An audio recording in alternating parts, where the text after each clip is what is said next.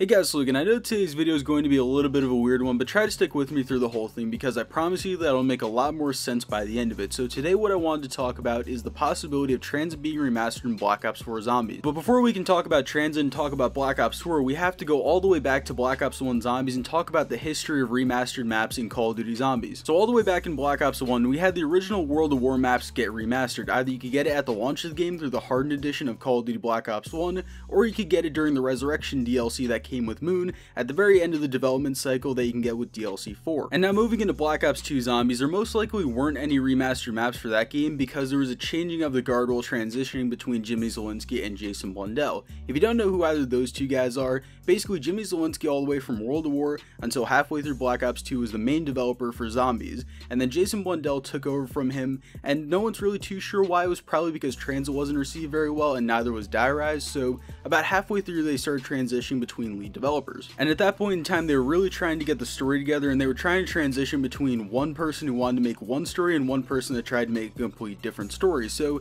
it would seem a little bit weird if they tried doing remastered maps in Black Ops 2. Also, BO2 came in on the very end of the Xbox 360 and PS3 console generation, so it would have become obsolete almost right away. And the purpose of these remastered maps is to have them going through the years and having them be remastered and have them looking really good so people can come back to them 2-3 years from now and still be able to play them on the current generation of consoles. Along those same lines, it would have been really redundant of them to remaster the World of War maps for multiple games in a row, and if they were to remaster the Black Ops 1 maps, it would make no sense because Tranzit to Buried, the entire storyline is driven around the events of Black Ops 1 and more specifically Moon. From a storytelling perspective, that would make absolutely no sense, and that would be probably one of the worst things that they could have done. And now that we can move into Black Ops 3 Zombies, the remastered maps for that game were obviously the Giant, and we also have all of the World of War maps and all of the Black Ops 1 maps besides 5. Oh, and by the way, I didn't mention this in the original video. I'm going back and doing this during editing, but Call of the Dead, it's a weird situation because George Romero is now passed on, so it'd be really hard to get audio for him for a remaster of the map, considering that they probably do new lines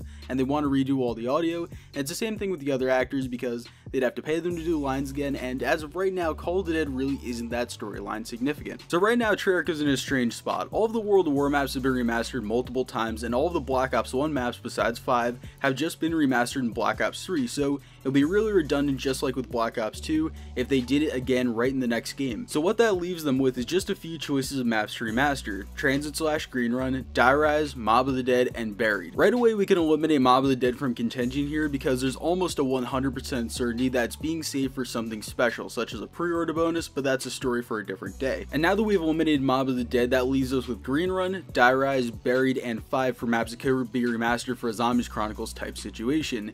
Now there's absolutely no certainty that DLC 5 will happen again, but, and this is a huge but, if there's any credence to World of War having a DLC 5, then it really does open up the door for Black Ops 4 to have one too. And this is especially considering how well Zombies Chronicles sold for Black Ops 3. Chronicles was the #1 selling DLC of all of PSN and all of Xbox in 2017. Now there's no real solid statistics for numbers of sales, but I can guarantee that it was in the millions, even with a $30 price tag. That means it was a huge success for Activision and Treyarch, so you can guarantee that they took note of it and will be considering it to do it again. And this is all on top of the fact that with the Zombies comics, the Tranzit crew was brought back into the fold with the storyline, and knowing Jason Blundell, he didn't do that for no reason. Basically, there's a theatrical principle called Chekhov's gun, where basically if you introduce something into a story and you point out that it's there, it has to be used for a reason. There isn't a purpose in putting it there if you're not going to use it. And on top of that, the Zombies comic started releasing in October of 2016 after Revelations was already done and over with, so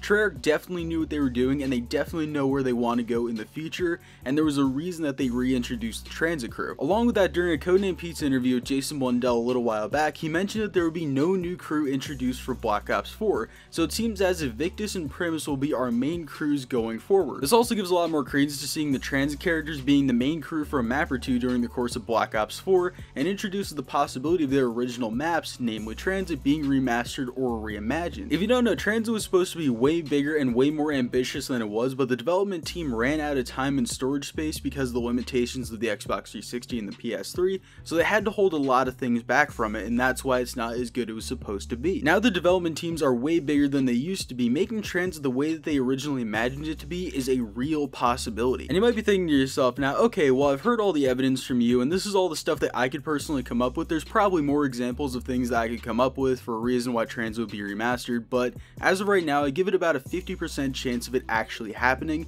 but it would only be in a DLC 5 type situation, or it would be like what happened with Moon and Black Ops 1, where they release a new map with a bunch of older ones tagged along with them. As I said earlier, it won't be a pre-order bonus map because it has a stigma among players, and those maps are typically reserved for fan favorites such as Nuketown, the Giant, and the World of War maps because they need to drive up pre-orders for their new game. Also, if it doesn't happen in Black Ops 4, I would almost 100% guarantee that for Black Ops 5 or whatever it's going to be, Tranzit will be remastered at some point. But anyway, with all this being said, I think I'm going to wrap up the video. Remember, this is just my opinion, this is just me giving you guys some of the evidence showing that Tranzit could be remastered in Black Ops 4 Zombies. Tell me what you guys think in the comment section down below. Would you like to see it remastered or reimagined? Would you not like to see it? What maps would you like to see that they haven't remastered yet? Or down there, I'd appreciate a like, subscribe if you guys are new around here, turn on notifications. Anyway, I do love you guys, and I'll see you in the next video. Peace.